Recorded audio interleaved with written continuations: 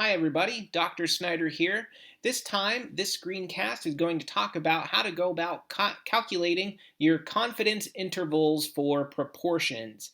As you may recall, we did that by hand on the PowerPoint slides for our lecture on frequencies. So here you have on the screen the sampling error for the proportion formula. So in order to calculate confidence intervals for a proportion, we do need a few pieces of information to first calculate the sampling error. So if you recall, the formula for sampling error, as you see on the screen here, is z times the square root of p times 1 minus p divided by n. And in this formula, z refers to the standard score for our confidence level. P is the proportion we observed in the sample, and n is the sample size. Now, in our example, and what I'm going to show you here, we used the gender variable in the Purdue chicken data. And what we found in that data is that the proportion of men in that sample was 31%. But really, how confident are we that the proportion in the population is actually equal to 31% men? So that's why we need to calculate sampling error. First, we'll have to set the confidence interval, which we in marketing research usually use a 95% confidence interval. Under the normal distribution, we know that 95% of all proportions are going to fall to within plus or minus 1.96 standard units away from the center. So therefore, our z-score for this formula is going to be 1.96.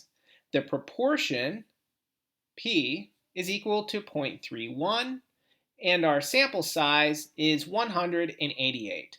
So we are going to have to input the equation into Microsoft Excel by hand. But again, I always recommend having a workbook that has these formulas already written into them that you can just plug new numbers into them as you're doing new analysis. But let's go ahead and walk through the steps and use it to double check our work. All right, so first of all, 1 minus p is 1 minus this proportion over here. We'll click on that, 0.31. Okay, that gives us 0.69. We then have to multiply that number by p, so we take p times this number. We then take that number and divide it by the sample size, so equals this number divided by 188. And then we have to take the square root of this number. So we go equals, square root is SQRT. You have to put the number in parentheses. So we start the parentheses, click on our number, close out those parentheses,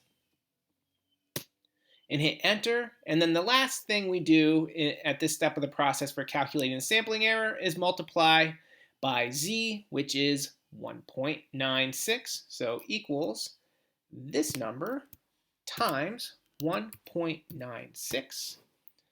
And that gives us our sampling error, 0.066112234. As you can see in our calculations where we did it by hand, we came up with 0.07, so we're right on the money with this calculation. Now all we have to do is calculate our upper and our lower bound scores for this proportion.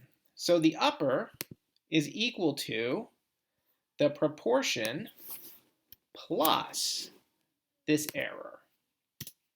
And the lower bound is equal to this proportion minus the sampling error.